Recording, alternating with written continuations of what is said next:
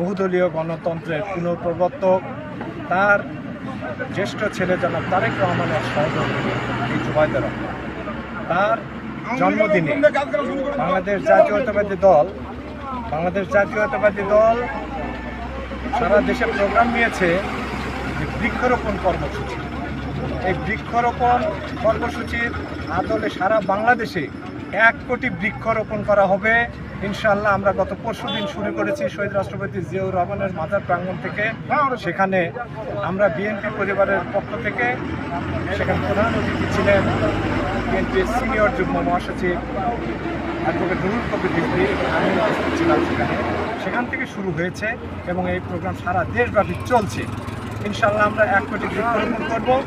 উদ্দেশ্য হচ্ছে সবুজায়ন, আমাদের সারা দেশে বৃক্ষরাজি দিয়ে আমরা ভরপুর করে তুলব, যেটা শহীদ রাষ্ট্রপতি জিয়াউর রহমান অনেক বছর আগে এই আমরা বিশ্বাস করি।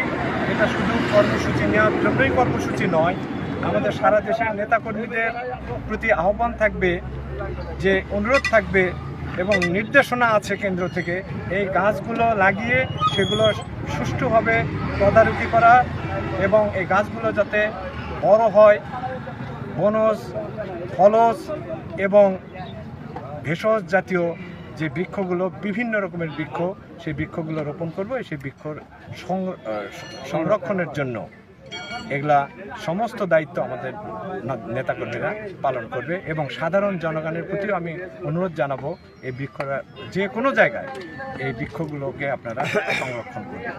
আজকের আমাদের যে কর্মসূচি, এটি গত 3 দিন আগে শুরু হয়েছে। আপনারা নিশ্চয়ই অবগত আছেন, বাংলাদেশ জাতীয়তাবাদী দলের ভারপ্রাপ্ত চেয়ারম্যান, আমাদের প্রিয় নেতা, বাংলাদেশের তারুণ্যের প্রতীক, জননেতা জনাব তারেক রহমানের সহধর্মিণী, একজন প্রখ্যাত চিকিৎসক ডক্টর জুবাইদা রহমানের জন্মবার্ষিকী উপলক্ষে যে সমস্ত কর্মসূচি গ্রহণ করা হয়েছে, তার মধ্যে রয়েছে বৃক্ষরোপণ কর্মসূচি।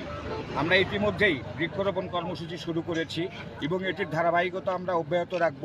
আমরা চেষ্টা করব গোবিন্দগঞ্জের মানুষকে এই বনায়নের মধ্য দিয়ে তারা যেন আমাদের এই সমস্ত গাছ, বনজ এবং ফলজ আমরা এই বৃক্ষরোপণ করছি, এগুলোর মধ্য দিয়ে যেন তারা উপকৃত হতে পারে।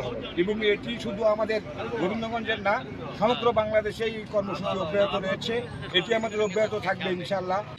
আগামী দিনের মানুষ যাতে দেশের মানুষ এই গাছের সেবা, গাছের নিচে ছায়াতলে আসতে পারে এবং সেবা পায়, এই আশা ব্যক্ত করছি।